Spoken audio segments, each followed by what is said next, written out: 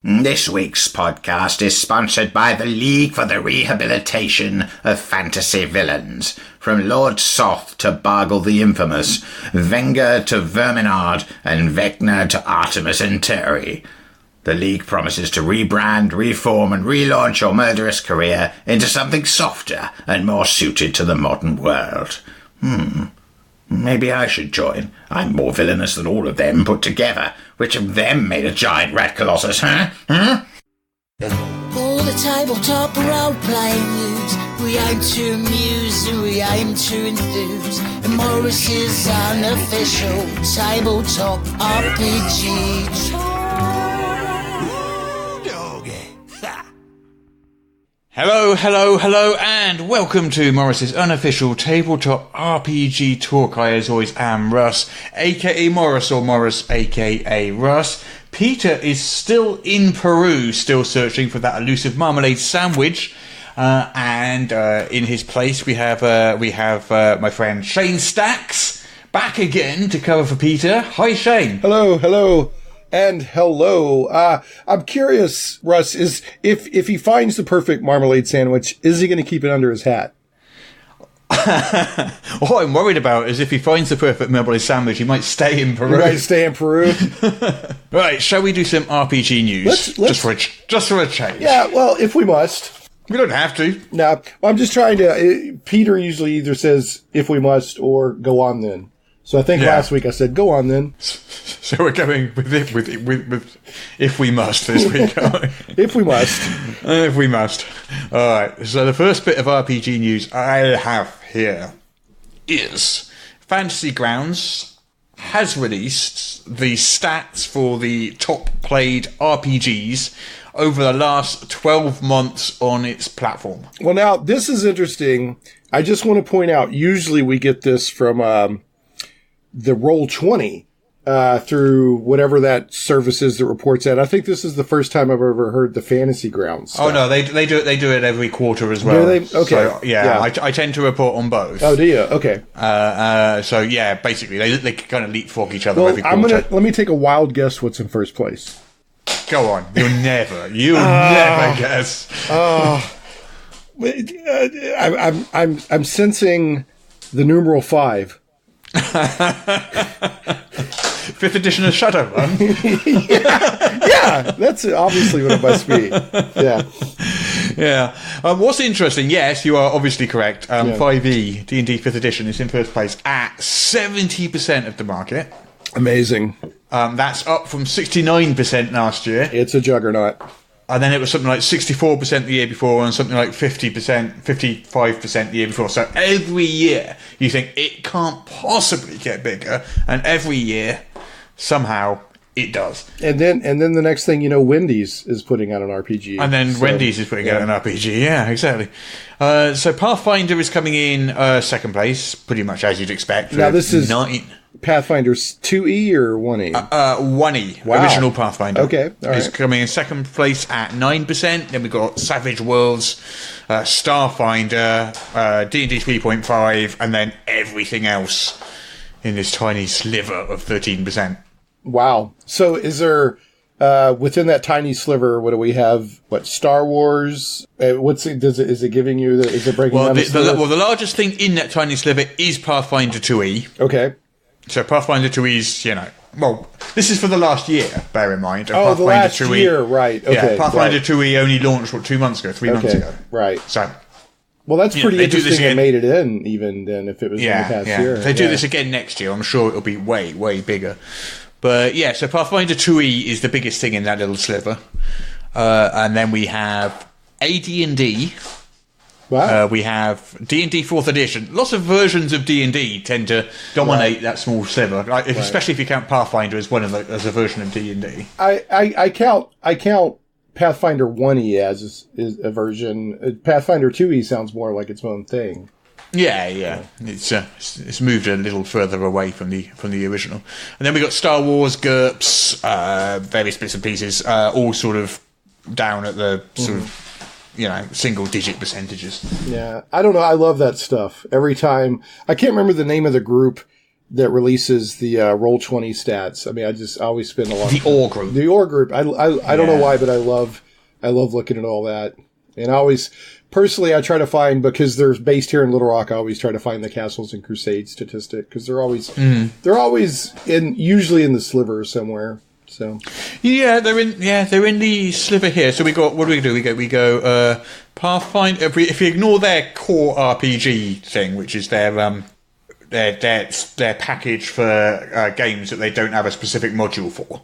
So it's kind of like a big other thing. Right. So that's the biggest thing in there. But if you ignore that, you go Pathfinder, then you go AD&D, 4E, Star Wars, GURPS, and then Castles and Crusades. Followed by the Cypher system. Which I like both. Castles and Crusades is a fun system. You know, it was one of the first OGL SRD games out there. It actually predates Pathfinder. Actually, they were one of the first to jump out there. And then also Cypher System. I haven't played Cypher System itself, but I love Numenera. I'm actually a pretty big fan of Numenera. It's a good system. So yeah, and that Carnival Row thing from a couple of weeks ago. Cypher too, wasn't it? What was interesting? It was Cypher System, and I was like you and Peter. I was like, man, they got that out quick, because that show's only been on TV for like 2 weeks or on streaming or whatever.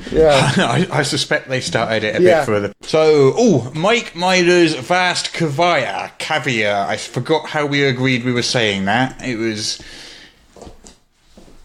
Kavi. Yeah, Vast Kaviya. Kaviya, I think. Kaviya, something like that. Anyway, Mike Minder's Vast Kaviya, D&D setting, has launched on Game on Tabletop. Yes, I think I was like his second backer. So I'm actually really interested. One, I like Mike anyway. He does cool stuff. I've had him on my show a couple of times. But, you know, listening to his description of what the setting is on your show a couple of weeks ago, it's really interesting. It's like Swords and Sorcery, Conan, crazy, pulp kind of D&D, and I thought it sounded really fun. So I think it might be suffering a bit for not being on Kickstarter, though. Yeah, Game on Tabletop is it's kind of a one-stop shop for crowdfunding for tabletop RPGs. So I think it'll eventually be big, but for now, it's pretty niche compared to Kickstarter. What are the numbers? So at the moment, he's got 21 days left. Yeah. He's got 15 backers, $723 raised of $2,500. So he's a third of the way there. Well, I definitely and he's about a third of the way through his campaign, so it's going to be close. Well, I definitely hope he makes it. In fact, I know that he had been asking to do something with me to talk about it, and my show's on hiatus right now due to American football, not football, and I think we're doing a live stream tonight, if I remember right. Sometime this week we're doing a live stream to talk about it, so hopefully that'll help. I think it's a neat campaign, so I hope people support it, and it's got some very reasonable pledge levels. You don't have to mortgage your house to get a copy. So it looks like you and I are two of the backers. Yeah, I jumped in pretty quick. So, but yeah, I think you're right. It's jumping on a platform that, I mean, they claim they've raised like $15 or $16 million for tabletop games if you go to their website, but it's still pretty niche compared to Kickstarter. Most people don't. There was that Pathfinder Kingmaker thing. Yeah, they did that on Game on Tabletop. They were doing a 5th edition version of the Pathfinder Kingmaker Adventure Path. And they did that on Game on Tabletop. And I think that did something like 400,000 or 500,000. Yeah, you've got that built-in, Paizo marketing arm or Pathfinder, whatever, whereas, well, not whatever. I mean, there's just, there's inertia behind Pathfinder online, word of mouth. Whereas, if somebody that's not Paizo is on Game on Tabletop, you're losing some of that discoverability. Yeah, exactly. On Kickstarter. So, But well, I mean, I'll definitely help Mike. I want his campaign to succeed. So I've got some good news and I have some bad news. ooh. So the good news is the Swedish sci-fi RPG of 1980s suburbia, Tales from the Loop, was made free in order to celebrate their most recent sourcebook, which is called Out of Time as a campaign module. So I'm sensing that this was good news to some people. It was good news to everybody who downloaded it while it was free. Which bad news to anybody who didn't, because it's no longer free. It was only free for like 24 hours, if I remember right. Well, they said 24 hours. It actually stayed free for about 3 days. Did it really? Well, I'll tell you, there were two drive-through RPG related news items that I have to thank your editor Daryl that I knew anything about. One was that because he posted them in the Morris's unofficial RPG Talk podcast Discord. People should go hang out in the Discord. One was Tales from the Loop being free to celebrate that source book. So I went and grabbed a copy. So yeah, I did too. Yeah. So there was another free thing out this week. Again, no longer free. Sorry, So, okay, there's a bit of a story behind this. So I got this press release about a week ago, and it was entitled Andrew McNeil's Publishing and Drive-Thru RPG Create a Revolutionary New RPG Format. In big, bold letters. Bold. That was the title of the press release. It was so bold, it had like Texas barbecue sauce on the grill. Exactly. It was bold. Yeah. So I was like, oh, that's interesting. And what this RPG format is, it's called a phone format. So they take a PDF and completely reformat it to be read just on a handheld mobile device rather than a tablet, which is fine, okay. Right. So I was like, I posted the press release and tweeted that I posted the press release. And Drive-Thru RPG immediately responded to me and said, no, we created it. So it turns out that Andrews McNeil Publishing did not make it, despite the fact that their press release claims they did. And it was created by Drive-Thru RPG. And do you remember that Pugmire game with the dogs? I'm familiar with hearing about it. I've never played it or anything. So they created a sort of prototype concept version of the game with Pugmire of the format with Pugmire and released that for free. Right. But after that, they invited a handful of publishers to do the same, and Andrews McNeil Publishing was one of those handful of publishers. Now, Andrews McNeil Publishing publishes Zweihander. Yes. You know the... I keep hearing people talk about Zweihander, but I don't know anything about Zweihander. But I see, people on your Discord and other places talk about it fairly often. So, or more often than you would expect for a, lesser known RPG. So I don't know an awful lot about it, except that I think it's a kind of tribute to Warhammer Fantasy Roleplay. Oh, okay. Yeah, in some way. It's a 672-page dark fantasy RPG. Yeah. And it was the 2018 winner at Gen Con for Best Game and Product of the Year. So this is from that press release that you mentioned. Yeah. So anyway, yeah, they sent out this press release saying that they'd invented this RPG format. Drive-Thru RPG contradicted me when I posted that on Twitter, and have since posted their own press release, which gives the actual version of events. So it was a weird kind of, I don't know. It was just like that's very strange. Yeah. Yeah. So let's see what the press release that you received says leading role-playing game RPG retailer, Drive-Thru RPG. And I'm reading this from RPGnews.com. Yeah. So, but if you read up above that in the big bold writing, AMP and Drive-Thru RPG create a revolution. That's the heading of the press release. Right. And then the very first paragraph says, DriveThruRPG.com and Andrews McNeil Publishing are pleased to announce an exciting new format. Yeah. Well, if you read this, they're not exactly saying they invented it. They're saying we worked with. So they're doing a little wordsmithing here. too, but yeah, it sounds like Drive-Thru definitely wants the credit for this new format. And to be honest, I think it's a really smart idea, because I think that players and GMs are increasingly looking stuff up on their phones while they're playing. Yeah. So if you have a PDF format that's optimized for the phone, that's a good thing. That's a win. So, and I will say that I mean, I still love my RPG books. I like to have books at the table, but I'm slowly being won over to having electronic copies of my games.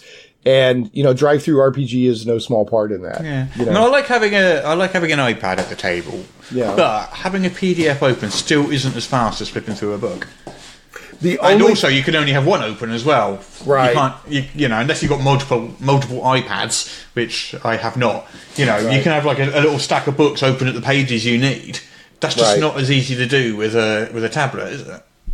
Right. It still has its fallbacks, or not fallbacks. It still has its flaws compared to, the book, the traditional book, where I find, having a phone or a laptop or an iPad handy is when you need to look up something quick, so you can control F and search or whatever.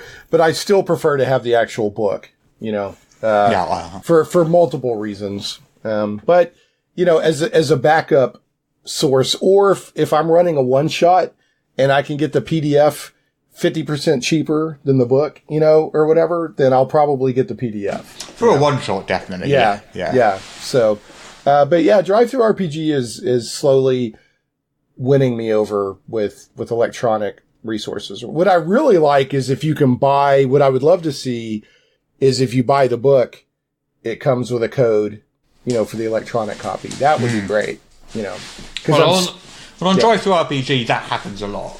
If you buy the book, you get the PDF for free. I think that's quite common these days to do that. Well, one thing I don't like, and this isn't Drive-Thru RPG. I'm going to move over to D&D Beyond. Yeah, Hudson's really back there going crazy. Yeah, Hudson, those cushions aren't cheap. One thing I definitely don't like, and I kind of refuse to do it, is I'm not going to pay full price, for example, for an adventure for D&D, and then turn around and pay the same price on D&D Beyond. To have I'm not doing that. I haven't spent a penny on D&D Beyond either. No. Yeah, I mean, I think D&D Beyond is a good resource, but there's no way I'm paying twice, for like the player's handbook or whatever. But for what D&D Beyond does, it's good. It does a good job of it. So, right. We have some Pathfinder news. Alrighty then. So, coming up soon is the Gamemastery guide for Pathfinder's 2nd edition. Is that going to be the actual name of it? The Gamemastery guide? Yes. Okay. And Paizo have released the creature creation, the monster building rules from that as a free PDF you can download now in advance. So it's like an entire chapter, I guess, of the book. Nice. It's quite interesting because I had a quick glance at it. The monster building rules remind me a lot of 4E, and I think I know people sort of say Pathfinder 2E is a bit like 5E, and it's a bit like 4E, and it's a bit like this and a bit like that. I think if there is any similarity to 4E, it's in the monster design. I would say. Okay. At least to me. I mean, they sort of do what do you recall the monster design in 4E? Where they have the different roles, like the striker and the controller and the... No, 4E is... I'm one of those people that 4E, I know nothing about. I've listened to some actual play. Like, I'm intimately familiar with every edition of D&D except 4E. I just didn't mess with it. So you could sort of create in 4E, you could sort of create a creature by saying, right, I know that this is going to be a level 10 striker. And that will give you a baseline set of stats for it. Okay. And then you can tweak those stats. Or you can say, this is a level 5 brute. Or so they're like templates or archetypes? Yeah, basically, okay. All right. It makes creating monsters in 4E. And I think it's one of the things that 4E did best. Really, really, really easy. And it looks like Pathfinder 2E's taken a leaf out of that book. Right. Well, that's cool. I mean, I think that for a lot of, myself included, we see the monster creation, or how do you make a monster, is this esoteric, really hard to understand thing. And if anything RPGs can do to make that more accessible for DMs and GMs, I think is great. So, cause I went through and read how they do it in 5e, and I was like, oh, that's really less complicated than I would have thought. Yeah. Once you see how they're doing it, which made me a lot more comfortable with reskinning or tinkering around with, monsters or whatever. I suspect if you go back to 1E, you'll find that there was a lot less actual sort of, spreadsheeting involved. Yeah, no, they were just slapping stuff together, man. That's part of what I love about 1E, is just the Old West cowboy nature of it. It was just, whatever, put it out there and let's see what happens. And, it was fun. I mean, you've literally got two different official initiative systems in 1E. Why not? So let's go for it. All right, what else we got in the news? We got Paizo have announced a slew of new staff members across several different departments. They've got a new art director, a new Starfinder lead designer, several new developers and designers for Pathfinder and Starfinder, a new editor. I'm not going to go and list everybody, but they've hired a lot of people. Well, that's good, because the RPG industry isn't as big as some people might think. So more people getting jobs, in the industry is great. It also, you don't do that unless you foresee stability or growth in your industry. Exactly. So that's great. Yeah. That's great. Yeah. Yeah. What else have we got? Would you know Owen Stevens left Paizo a while back, moved across the country, and then and then immediately lost his job. Yeah. Yeah. Well, it was his wife's job. He followed her because she got a job. But she immediately lost that job because Lone Wolf decided to downsize. Right. So I think, was he the Starfinder lead designer? I can't remember, but something like that. Yeah. But so they've hired a new Starfinder lead designer to replace him, I guess. I was kind of hoping that there would be a tangent on that news item that he's back at Paizo. But, yeah, I guess that would involve moving all the way back to Seattle again, and they've literally just moved, got in a house, and all that sort of stuff. It's not. It's not a trivial thing to do, is it? It's really not, and I don't know him or his wife personally, but I feel their pain. It's like, yikes. Yeah. But sometimes in life, that bank shots you over into something cool. So hopefully, like a year later, they'll be like, yeah, it sucked at the time, but it actually turned out to be the best thing that ever happened to us. One thing that is cool is he's starting to write a column on my site. Yay! I don't think that's going to turn his fortunes around in any way. Yeah. But, and the first column is pros and cons of uprooting and moving cross country to take an RPG job. Yeah. I'm hoping that's going to start next month. And, because I've got Ed Greenwood, I've got Jim Ward, I've got, Rob Kuntz is now on board. Loads of people. That is good stuff. And I did go read, that was almost eerie, or not eerie, but uncanny, the coincidence that right when we were recording about computer RPGs, Jim Ward dropped his history of how the Pool of Radiance game happened. Which is a really interesting article, I'll tell you. As much as, I'm pretty well versed in the history of computer role-playing games, I'd never heard that side of it. It's interesting because, you kind of see it from the other side, don't you? Yeah. He actually had to sell it, and because they weren't really interested. So he had to do all the legwork to make it happen. It's also interesting that they turned down a much, much bigger deal. Yeah. Because they felt the SSI, had the passion and knew the product better.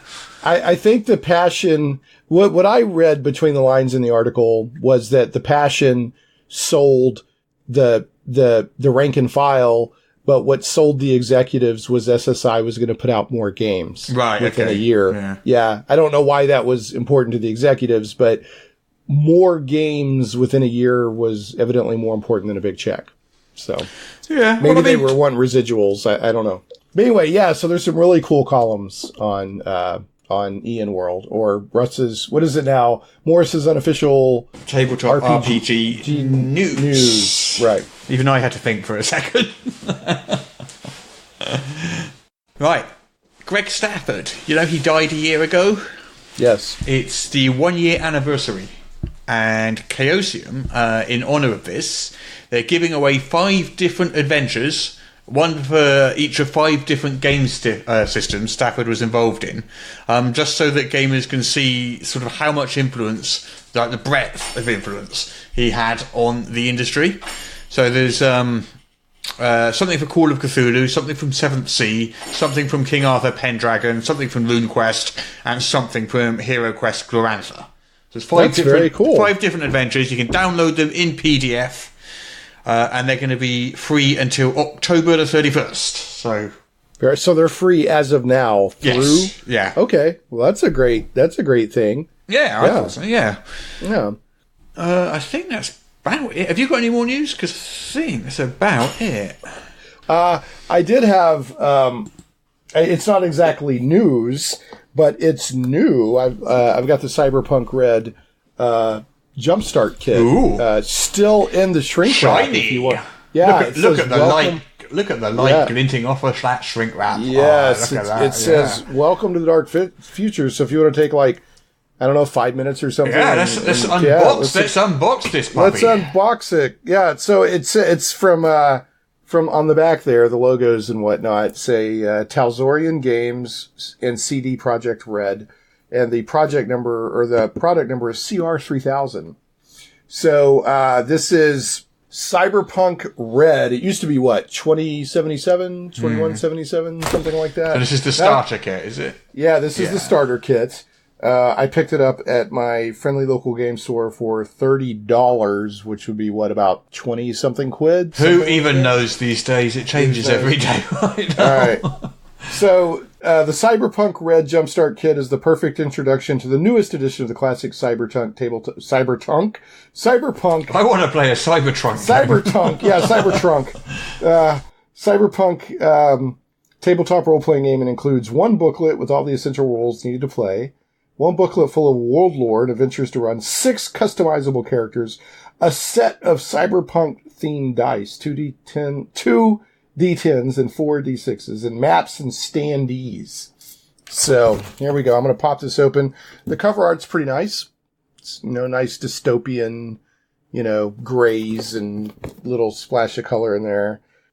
Sounds like you get quite a lot for your money there. Yeah, I'm getting really sold on these starter kits because it's a good way for $30 or $20 or however much it is to, I picked up the BattleTech starter kit for $20. I mean, that's extremely reasonable. And, it gives you enough to play a couple of sessions to see, do you like it enough to invest real money in? Yeah. So, cover art's nice. Okay, so look at all those goodies. You get some pretty sweet dice in there. I don't know if you can see those. I can see those. But dice. they're like black and red dice that are very cool. They're very cyberpunky with the artwork and whatnot, and they're black with red on top. Now these black things here are for the pawns. Yeah, stands, yeah. Yeah, it looks like that these are going to come with cardboard standees, like the backs. And, I like that because you can put a lot into a small space. Minis are great. What else do we have? Yeah, I'm looking. All right, so we got the... Nice book. We have the Cyberpunk Red Jumpstart Kit. That's amazing. If you turn that round again, that's amazing. I can actually see my own reflection. Turn it round. Can you really? So the black... Yeah.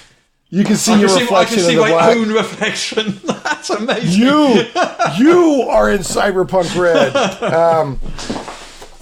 But so this is the World Book that's got Welcome to the Time of the Red, Dark Future Countdown, a tour of the city of the future, a taste of the cyberpunk life, advice for the game master, a full ready-to-run adventure called The Apartment, and Scream Sheets. These are news articles and one-page adventures. Scream Sheets. Scream Sheets. Yeah. Scream or Scream? scream like we all scream. Yeah, that kind of scream. Yeah, scream sheets. Did you like that? Did you like that scream? That was it was a good scream. This is nice. They've got like little fake advertisements in there. Oh, I like that. Yeah. Okay. Yeah, for like future corporations and stuff. Segatari. So I guess it's like a mix of Sega and Atari. So what's the difference between this and Shadowrun? What's the difference world-wise? The main difference... Well, hold on. There's one more. There's a rule book in here. I will answer that here in a second. The main difference is Shadowrun is... It's cyberpunk... With magic. With fantasy elements added. Yeah. So, you've got... I think they call it the Sixth World. Sixth Age, something like that. Daryl would know. I mean, he's and hopefully he'll even edit in a footnote to explain better. But, it's Blade Runner, cyberpunk, whatever. But then, in the lore of Shadowrun, because I think Earth Dawn is actually set in the same world, right? Yeah. So, magic... Earthdawn's creatures. Earthdawn's the fourth world, isn't it? And the fifth world is the one we're currently in. Right. The sixth world is Shadowrun, I think. Right. Yeah. And sort of magic and magical creatures and all of that sort of rise and fall in waves. And so suddenly our world awakened into the sixth world. Yeah. And so you get all the cool cyberpunk noir stuff plus trolls and dragons and I mean, you could play literally, if you wanted to, you could drop all the fantasy stuff from Shadowrun and play just the cyberpunk aspect if you wanted. And then you have, so continuing the tour, we've got a rule book here,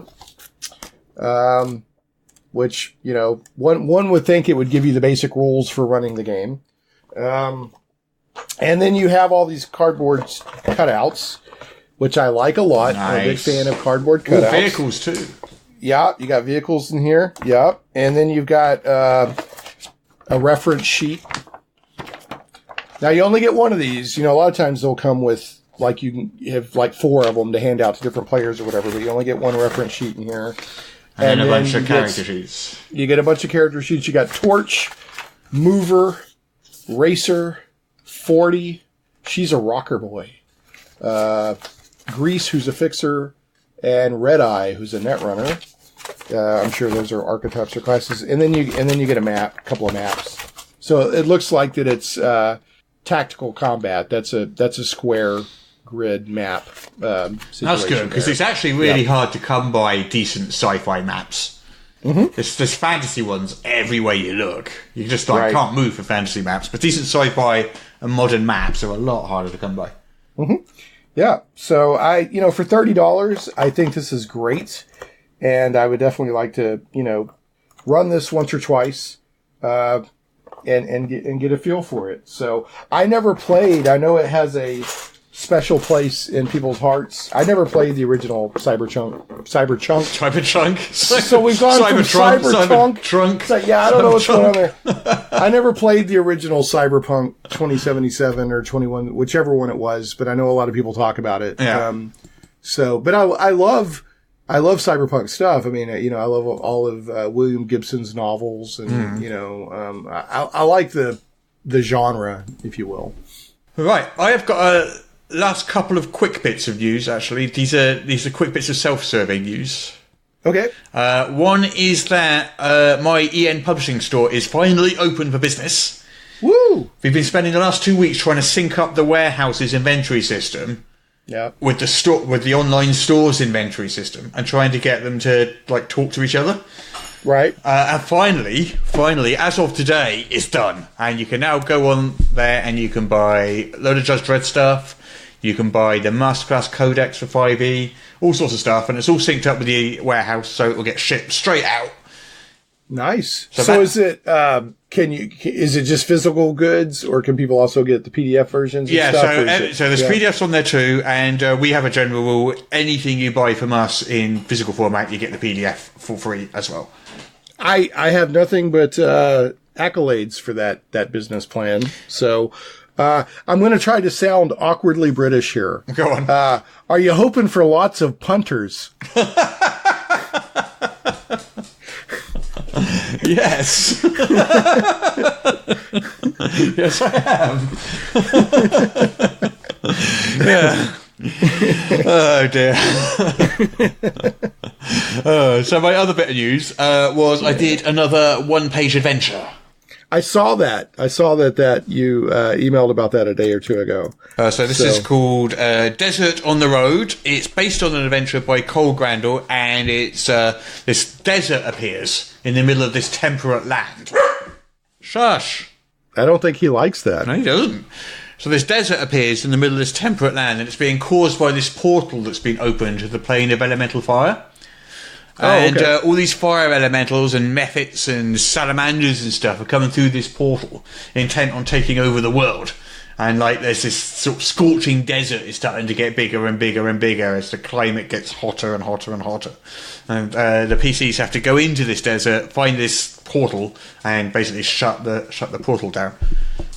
So is there subtext of like all the local kingdoms are arguing over whether the desert is actually really growing or not? I leave that bit to the player's imagination. Well, if there's one thing that I like almost as much as a good bit of rat smashing is some mephit smashing. So, yeah.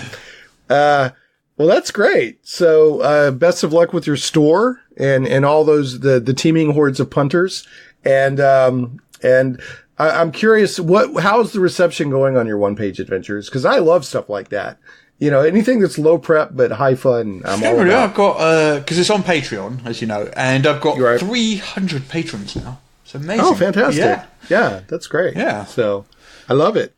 I'm a big fan. So, I like a lot of times I'll go to cons, and if it's an RPG specific con, not, just a geek con, sometimes the swag bag will have like a little bookmark, and the bookmark actually has like a little adventure on it or something idea, like that. And I really like those, So I've done 12 of these things so far. Yeah. Which obviously isn't enough for a book, but when I've done like 50, which is probably like 3 or 4 years away, I could compile all those into a book of one-page adventures. Yep. But that's some way in the future. What would be cool is if, it'd be like, you get up to 101, you can be like 101. For some reason, like book titles always, 101 uses for a banana peel or whatever. But there's only one problem with this plan. It's going to take a long time to get to because I do one a month. So 101 months. So how long was that? It's like 7 years or something. In these days, being factually correct is not, as important as it may have been in other times. So I could call it 101 adventures, and in fact, it'll have 15. Well, just do 50 and a half adventures and print them in 2 different languages. Or just 2 different fonts.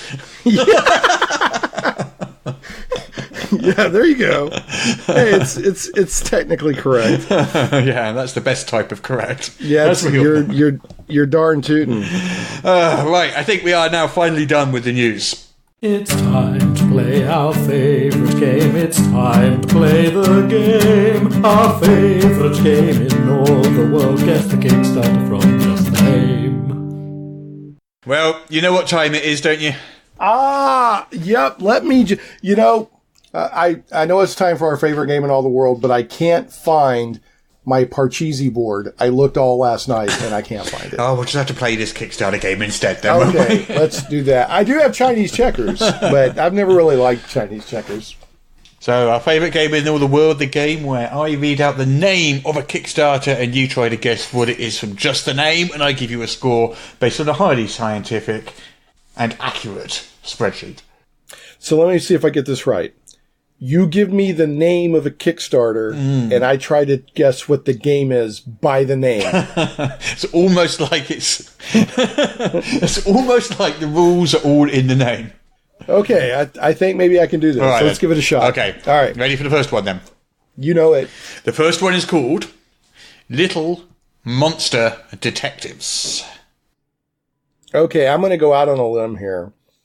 And I'm going to say that this is a game intended for a younger audience. here's the rub. Are the detectives little monsters, or is it little kids like doing like Monster Squad from the movie, Wolfman's Got Nargs from the 80s. So, little monster detectives. I'm gonna be risky here, and I'm gonna say that you're actually playing little monsters that are detectives. So you're like a little, I don't know if it's to the point where you're like a little Frankenstein, a little werewolf, and a little whatever, but you're actually the monster, and, you're detecting something. I don't know if it's like Blue's Clues or what. And it's its own role-playing system. It's not riding on top of another system. Absolutely perfect. Wow. Every single detail you just said is exactly correct. Wow. And actually, I have no knowledge of that. Yeah. I was just completely shooting from the hip. Yeah, it's an original system. It's for kids of 5 and up. They play little monsters, and they detect. I'm kind of freaking myself out. They investigate mysterious monster mischief. That sounds fun, though. It does. Is the art like cartoony? I got to look it up now. Little monster. Yeah, kind of. Yeah, I got to look it up. Choose a monster from the book. Draw your monster. And you play the question game, fun. the list of things that monsters usually like or dislike, and then you answer a number of questions about your monster, like what colour is it? Is it big or small? Is it fat or slim? Sure. Yeah, it's got fun art. Yeah, that looks like a fun little game.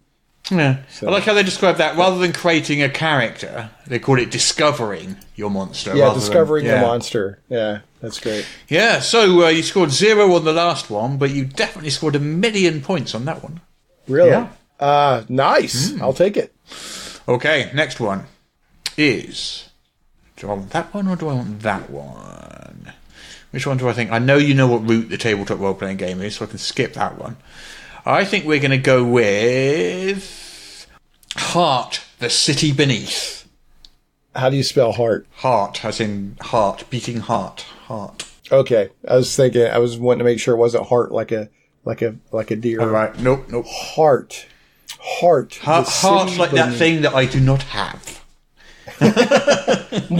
Well, as you stroke your cat like an evil supervillain, I expect you to die, Mr. Stacks. Yeah. Let's see. Heart, the City Beneath. So the name of the city is Heart, and it's a supplement or setting for a sort of, again, a dark fantasy, touching on horror. It's a resource. It's a setting for a city. Think of Lankmar, but underground, mixed with Gotham. And so it's a resource with adventures and colorful NPCs and stuff, for the city of Heart, which is somehow maybe under an existing city, or the complete city is underground, and it's a 5e supplement or setting. Do you remember a game called Spire? I do. You had the designer on it. It sounded really interesting. Yeah. So this is a core rulebook, again, just like Spire, but it's set underneath that spire. It's an entire city, because the spire is an entire city in a spire. Right, yeah, right. And this is the undercity underneath that spire. It's a dungeon crawling, story forward tabletop RPG. It says it focuses on what characters have to lose in pursuit of their dreams in the chaotic darkness beneath the world. Alrighty then. Yeah, so yeah. Well, I think that the name of it captures the atmosphere, right? Because that's kind of the atmosphere I was thinking, kind of a dark fantasy touching on horror, despair. Yeah, it sounds interesting. And I have to say that, when you interviewed the designer about Spire in general, the whole thing sounded. It does sound, yeah, it does. Rowan, Wook, and can't talk. Rowan, trying that again. Rowan, Rook. That's really, I want to go Wook every time. Rowan, Wook. Rowan, Rook, and Deckard is the company name. Wook. It's that's okay. I can't say cyberpunk, and you can't say Rook. Well, I can say Rook on its own, but not immediately after I've said Rowan. not Rowan, Rook. Mixed in with everything else. I got you. Yeah. All right. Right, so 5 out of 10 for that, I reckon. You got about half right, so that gives you 2 million and 5 points. All right. That's much, much better than I could ever have hoped to obtain when I woke up this morning. It's probably a show record. I mean, I'm almost kind of freaked out how close I nailed the little monster detective. That was, if I didn't know better, and I know you weren't cheating. Yeah. If I didn't know better, I'd have thought you were reading that out there, but no, you were spot. Yeah. You were spot. Wow. Spot. Yeah, that's kind of not creeping me out, but messing with my head a little bit. Yeah. Well, I guess that's it for our favourite game in all the world. I can declare you the winner.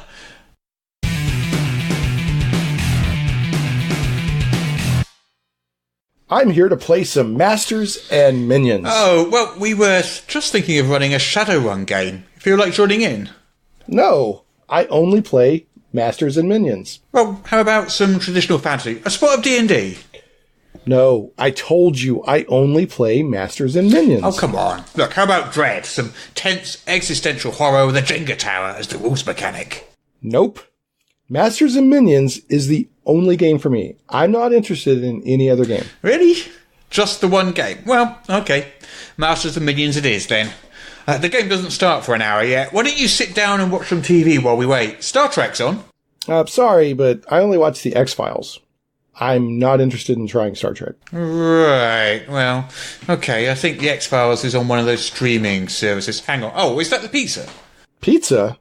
I'm afraid I only eat cheese sandwiches. Okay. Only one game, one TV show, and one food, huh? Well, I'm sure I can fix you up with something. Sit yourself down. I can't sit there. I only sit on sofas. Do you not feel that perhaps you're limiting yourself a little? No, not at all. I like to stick with something I'm familiar with. Well, yeah, don't we all? But you'd be amazed at the amount of fun you can have with other TV shows. All my friends watch The X-Files. Yeah, I'm beginning to see the problem. I take it all your friends only eat cheese sandwiches too? Yes, of course. It's far too much effort to try to learn to make a different sandwich. You know, it's really not that much effort. Here, how about you let me make you a sandwich? A cheese sandwich? No, I was thinking perhaps ham and mayonnaise or a nice BLT. Sounds like I'd have to make a lot of effort learning how to eat it. Honestly, mate, it's no effort. And think of all the doors it will open for you. I only go through windows. You only go through windows? Yes. A window was the first portal my friends introduced me to, so I only go through windows. I see. You know we're on the 5th floor, right? Yes. Your point? No matter. So there's no way I can persuade you to indulge in a spot of cyberpunk gaming, superheroes, Victorian horror, or sci-fi action. Are they powered by Masters and Minions? No, I assume the designers felt that different genres could benefit from rule systems which emulate those genres more closely. But you could play any genre with Masters and Minions. Sure. Yeah, you sure can. But the intrinsic power race of Masters and Minions doesn't really suit Call of Cthulhu well. The idea isn't to gain levels until you can smite Cthulhu down with a two-handed laser axe. So what do you do? Well, you investigate and you creep around scared, and eventually you either die or go insane, usually. Where's the fun in that? Look, I think I'm going to go head down to Mega Fritz's Mega Game Megastore. Apparently, they're running a Mega Masters and Minions session, so I'll be off.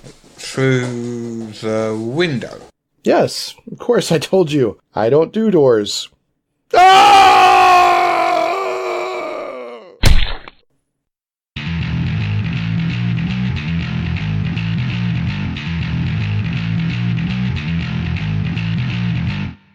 Hudson, what's the topic of the week? What is it? What is the topic of the week? Oi! Don't do that. He says me. Me. I am the topic of the week. I am the topic at all times. Yeah.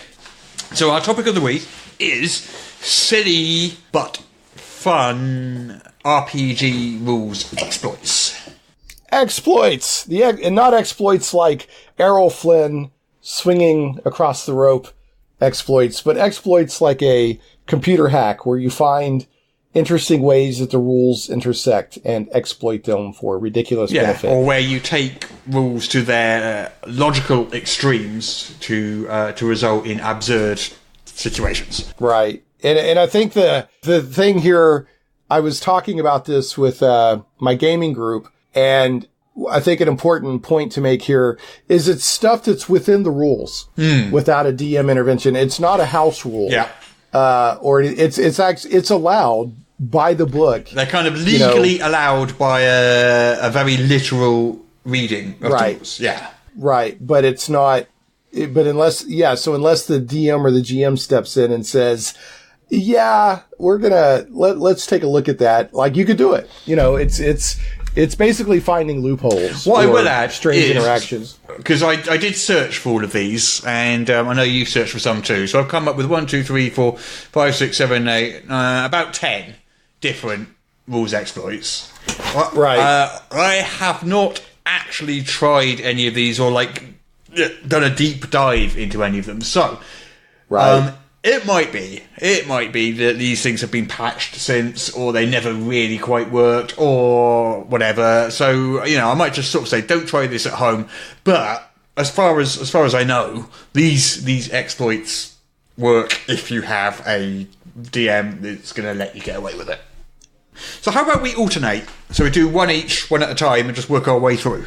Does that sound good? Yeah, go ahead. Yeah. So I'll start with the peasant railgun. You mentioned it earlier. This one is such a great example. It's such a perfect example of it's in the rules, but it's just mind-bogglingly ridiculous. So basically, this is a sort of a weapon of mass destruction you can make by readying actions, and it only takes 1 combat round, 6 seconds to execute. Technically within the rules. So you've got a ton of peasants. So you've got a few thousand peasants. And you line them up in a single file, making a massive sort of 2-mile long chain of peasants. And then you buy a ladder. And you take this ladder apart into a bunch of rungs. And a pair of big wooden poles.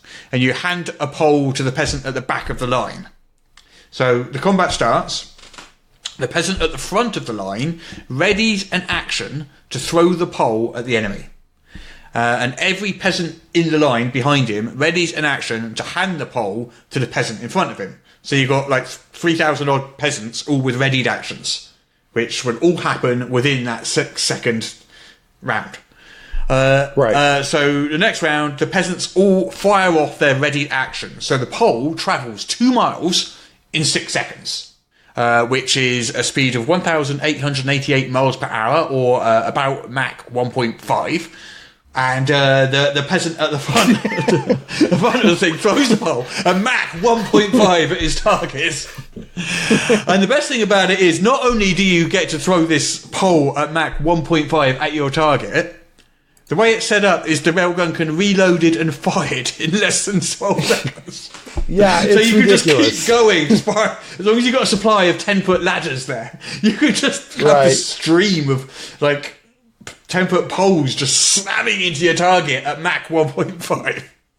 Well, I think that with the next time a Tarrasque menaces your castle, this is the perfect weapon to take out the Tarrasque. So I never saw when I was looking at what's the actual damage? Is it just infinite damage this thing is doing? I don't know someone said, I read somewhere, where was it? It was 300 D6 it works out to about. It's just ridiculous. You work that out if you go with the falling object rules for 5e, with assume your wooden pole is £7. So you've got 5 to 9 pounds per 6 foot does 2d6 damage. Making it do 2 miles in 6 seconds is 300 d6 damage. That is ridiculous. That's per turn, of course, because it's a railgun. You're feeding poles into this thing, so it's... Right. It's just absolutely ridiculous. Right. Do you want to do the next one, then? I give you the bag of rats. And I believe this is a 3.5 exploit. So much stuff in 3.5, which is still relevant because a lot of people are still playing 3.5. But he said, here's an exploit of several loopholes. The original is a fighter carrying around a bag of rats, and we know how much we love rats, with the purpose of throwing them at the enemy. So you're literally just throwing rats at the enemy out of your bag. Then you use whirlwind attack to attack all the rats in one round. And then Great Cleave, you get a free hit at the actual enemy for each rat killed. So you throw 5 rats or something, and you end up getting 5 Great Cleaves on an enemy. So, and then there were several instances of carrying around a bag of either creatures or objects that you could throw out there and act on, and exploit a feat or something like that. It said a similar issue occurs in 4th edition with the Warlock. Said some powers like Misty Step activate upon the death of a cursed enemy. Said this could be exploited by carrying a bag of rats, cursing them, and killing them at the appropriate times in order to use Misty Step at will. Yeah. So, and it says the player's handbook doesn't specify any way for a warlock to use powers like Misty Step outside combat, which could also result in using a bag of rats to be able to perform it at any time. So, this one appeals to me because, we talked last week how much we just enjoy a good rat smash. That we did. So in this one, you get to smash rats and exploit the rules. So there's a variation on this.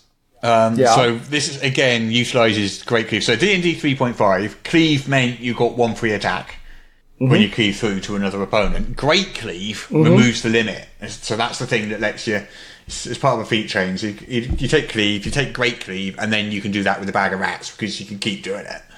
So Great Cleave, in D&D 3.5, instead of having a bag of rats, you have a line of rats or kobolds or whatever. And it stretches across America. Or, the Forgotten Realms, or the Sword Coast, or whatever. Yeah, a lot. So it's a 1,000-mile line. And if you've got Great Cleave and you've got the Knight Defender, you have no limit on cleaves from the Great Cleave. And also, the Knight Defender means when you do an attack, you get a free step with each attack. So what you're doing is you're starting at one end of the line. You slay the first kobold or rat, cleave into the next one, taking your free step, kill him, cleave into the next one, taking your free step, kill him, and you go right across America in one round, which means you're basically moving several times. Well, I don't know, coming up to the speed of light or something. It's right. You're just this huge blade, just zipping along and just cleaving through. I guess this could come into play when the DM is like, the portal opens and the unending hordes of the enemy stream out. They're infinite. You're like, no problem, and you just streak through them. That's pretty. There's another variation on it, which is the faster than light horseback travel. Yeah. So, if you've got this is again in 3Es, you've got a plus 19 ride modifier, and you line a long row of horses side by side as far as you want to go, like across America again or whatever. So you can mount a horse as a free action, with a DC 20 ride check, which you can achieve automatically as long as you've got a plus 19 ride modifier. It means, even if you roll a 1, you're still gonna make that check. So you did plus 19 ride modifier. You mount your horse as a free action by making your automatically successful DC 20 ride check. You can dismount on the other side of the horse as a free action. And then you can repeat as many times as needed, moving along this row of horses. Because remember, back in 3E, you could have as many free actions per round as you wanted. You can move along this row of horses basically at an arbitrarily high speed, just mounting, dismounting, mounting, dismounting, mounting, dismounting, with DC 20 ride checks with your plus 19 ride modifier. We need to come up with something that plays off galloping to that, the galloping something. Yeah. It seems like, you were talking about, they fix things later. A lot of this stuff hinges on the free actions in 3rd edition or 3.5 or whatever, and if you give players unlimited free actions, they're going to take them. I mean, that players are going, if you give them an inch, they'll take a mile. Exactly. So, yeah, exactly. So, all right. What's your next one? Well, this one's actually interesting. I didn't find this one. You sent it in your email. And I like this one because it's setting specific. It's the Wand Surge from Eberron. Okay. Your character should have the Wand Surge feat. And you've hopefully acquired a Wand of Unfettered Heroism, with at least one charge left, or just cast it yourself, but that takes too long. If you have, then get yourself a Staff of Wishes. No problem. Just, get with at least one charge left. Zap yourself with the wand, which gives you a free action point every round for 1 minute. Use that action point every round with the wand surge feat to use a magic item without expending a charge. 1 minute equals 10 rounds, so that's 10 uses of the Staff of Wishes without expending a last charge. Right, my next one, I like this one. The One Punch Halfling. I like the One Punch Halfling. So this is 3.5 again. I mean, these are pretty much most of them. There's a couple of 5e ones, but they're mainly... so many are 3.5. From Tome of Battle, there's a stance you can take called Aura of Chaos, and this gives you exploding damage dice. So an exploding dice is when you roll the top number, you get to roll it again and add that on. So you've got your exploding damage dice. And there's also a feat from Complete Champion relating to the luck domain that lets you treat ones rolled on damage like they're twos. So, you got these two. It just keeps going. You've got these two things going on. Then you take a halfling. And a halfling's unarmed damage is 1d2. So he's only ever going to roll a 1 or a 2. If he rolls a 1, it becomes a 2 and it explodes. If he rolls a 2, it explodes. So either way, it's going to explode. So you put it all together, you roll your d2 damage. If it's a 2, it explodes. If it's a 1, you treat it as if you rolled a 2, therefore it explodes. Therefore, it repeats infinitely. And you do infinite damage with one punch. Okay, what's your next one? This was actually on your EN World post. User and Caligon said... people were talking about all these different exploits and the math and all that. And he said, guys, you're missing the big picture. He says, it's night. The moon is full. You look up at the moon. What do you see? A cube. And he says, in 5e, diagonals are the same distance as the side of a square. A circle is defined as a shape where every point is equidistant from the center. If a diagonal has the same movement cost as moving in a straight line, following the lines of the grid on a square map, then a square is also a circle. Thus, the moon is a cube. And that's a perfect example of, extrapolating like combat rules to apply to everything within the world. So we have Bizarro, because like Bizarro World from the comics, Bizarro Earth is a square. So in D&D, you have Bizarro Moon. Yeah, I take it those, but D&D characters can't see that. Yeah, they just like blank it out. It's like this perception filter over it. Either that, or they're like Lego characters where it just looks normal to them. Yeah. It doesn't even occur to them to realize that it's not normal. So one of the big famous ones is the Locate City Nuke, which is again a 3.5 one.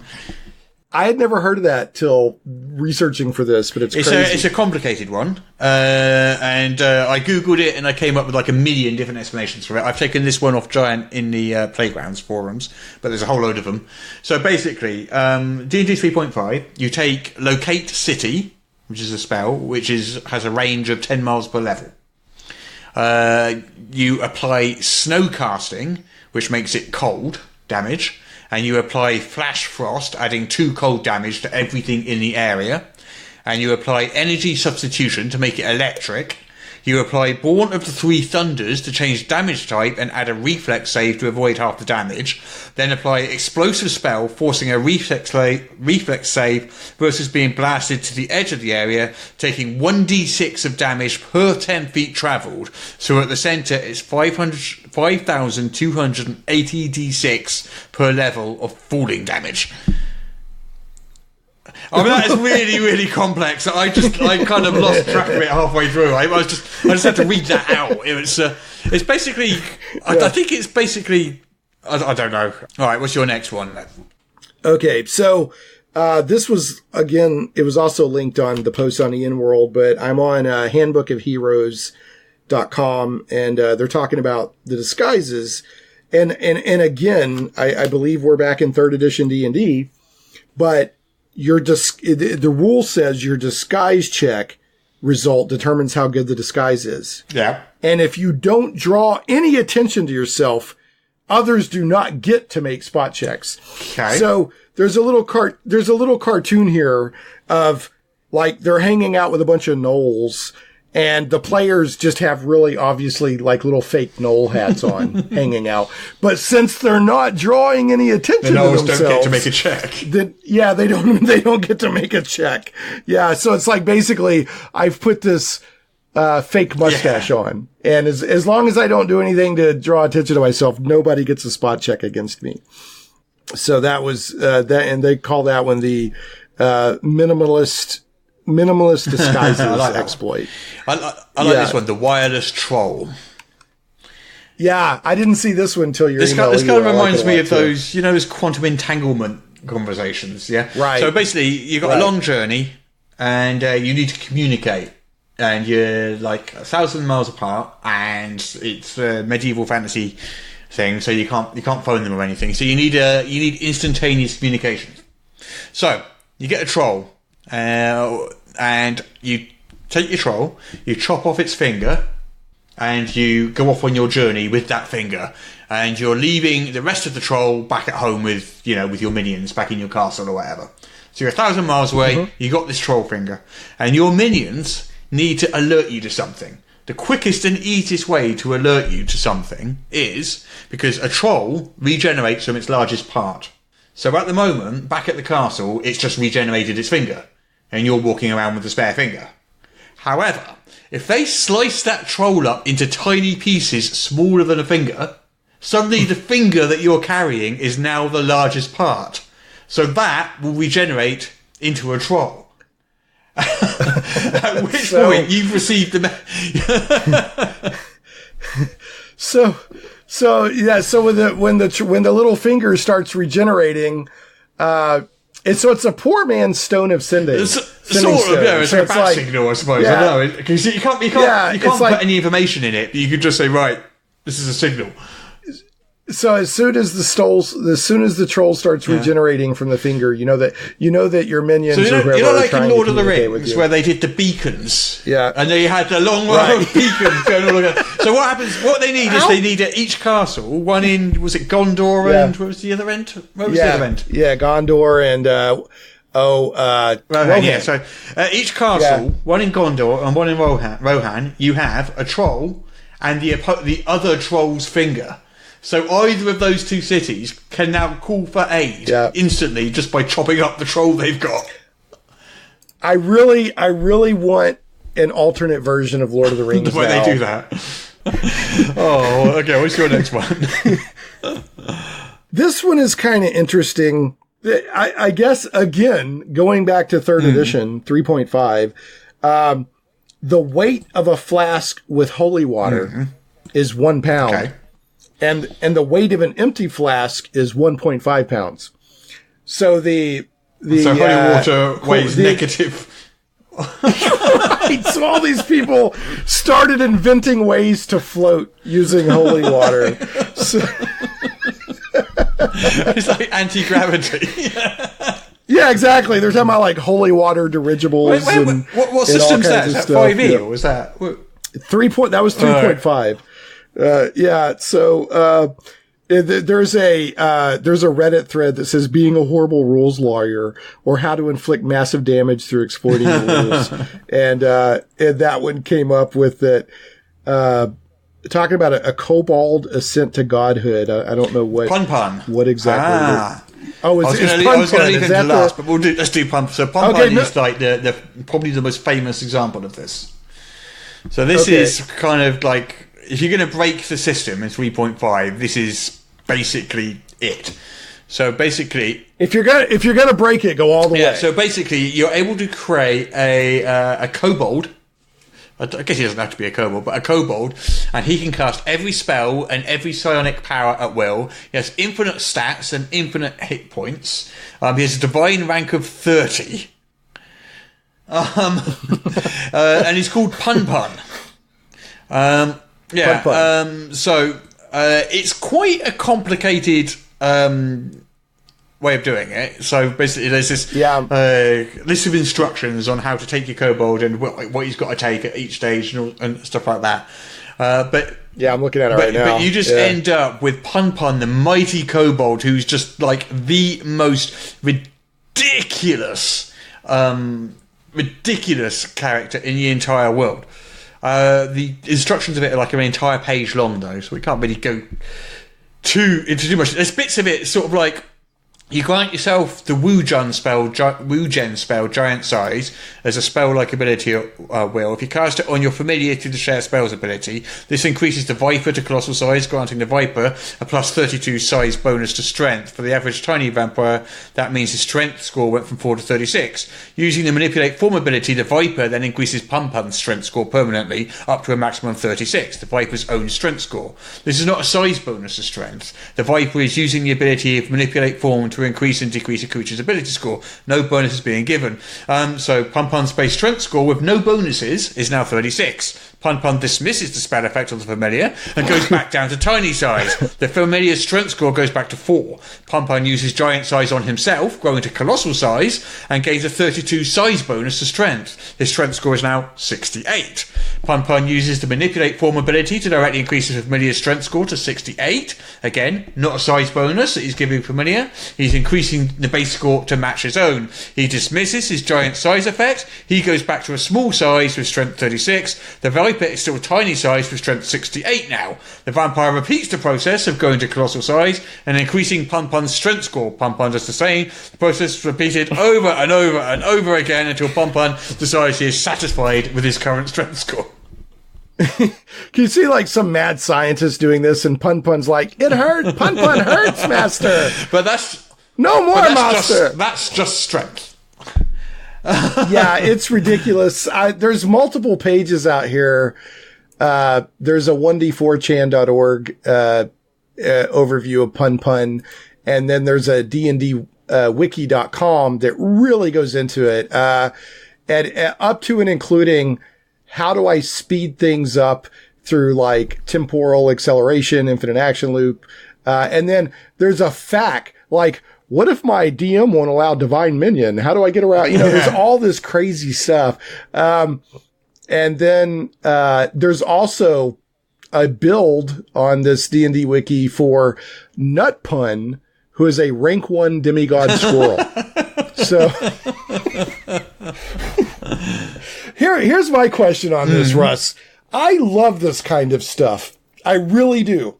Oh, this wiki also has the list of sources that you need to make it work. Like which source books can you refer to make Pun-Pun work? Books, well, it says here, Serpent Kingdoms, Complete Book Series, the Divine Minion template, and Savage Species are the books you need. Yeah, that's the ones you need. So it's just really ridiculous. But here's the thing.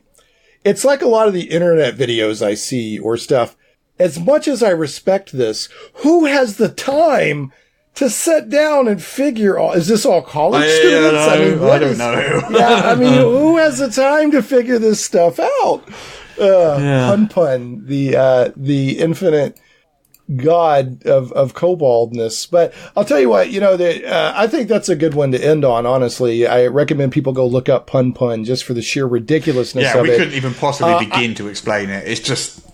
Yeah, it's just ridiculous, but it's a perfect example of just taking it to the absolute extreme, and making your case that, well, it's all by the rules. We'll just stick a link in the show notes, then people can pop on over and have a look at Pun-Pun for people themselves. They definitely need to see Pun-Pun.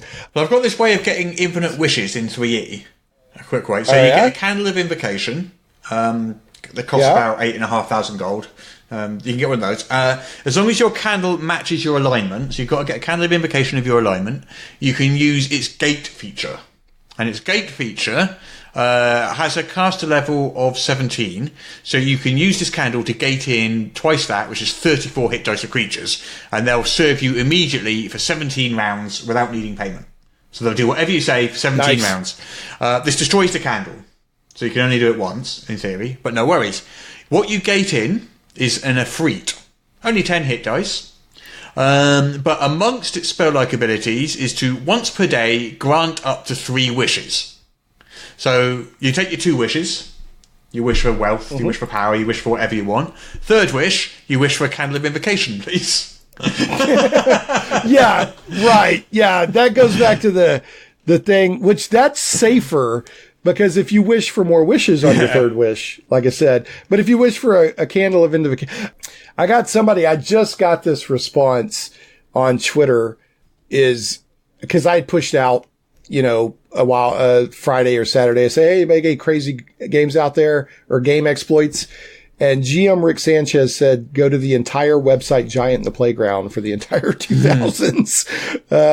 And then, Daryl suggested a Shadowrun one. Yeah, let's see. Yeah, he did locate Spell Nuke. And then let's see. If you want something non-D20, this is from Daryl, your editor Daryl. If you want something non-D20, there's a build in Shadowrun known as the Pornomancer. Do I want to read this? Using a very specific combination of spells, adept powers, BioWare, decking programs, and other gear, you have a character whose dice pool for any social test starts at around 50d6. And that's a lot. That's very high. Yeah. That literally means you're rolling 50 dice on a roll for successes. The reason it counts as a silly rules exploit IMO is because you can't do that with combat, decking, or magic builds because there are limits. They forgot to do that for social builds. All right, I interrupted you. I was saying exactly that. Thanks, Daryl. Yeah.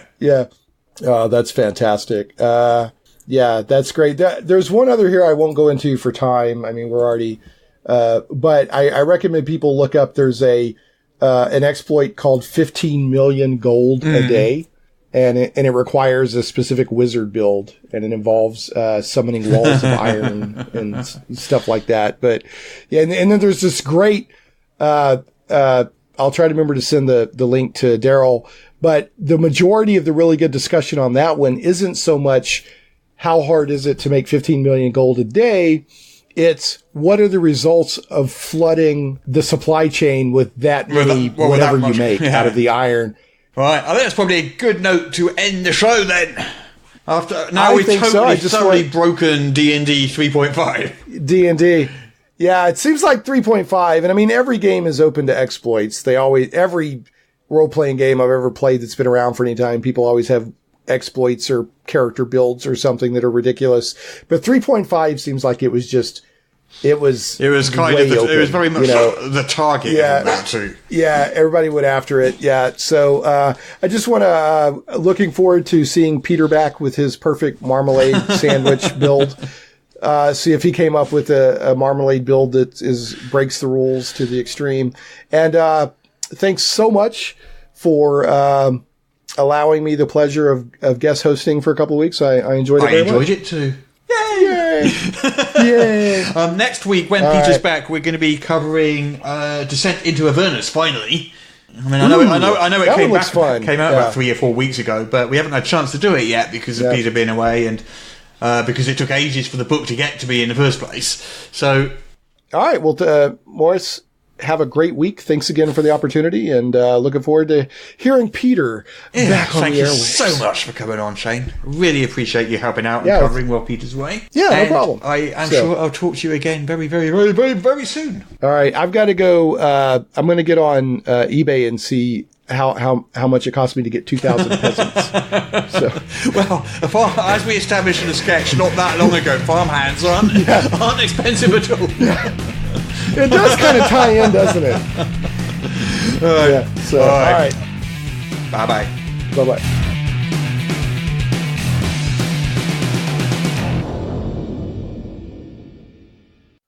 Apparently I now have to read this to you. This is the official podcast of Morris's unofficial tabletop RPG news, which you can find at enworld.org. You can find show notes at morris.podbean.com or wherever you found the podcast. If you feel like they deserve it, you can support the show on Patreon. In return, you will receive exclusive bonus content. Just go to patreon.com/Morrus. If you're interested in his babbling nonsense, you can follow @Morrus on the Twitter. Send your emails to morrispodcast@gmail.com. Not all of your emails, just the ones you want us to see. That's it. I'm bored now. You can go away. Shoo, off you go. Goodbye. Get out of here.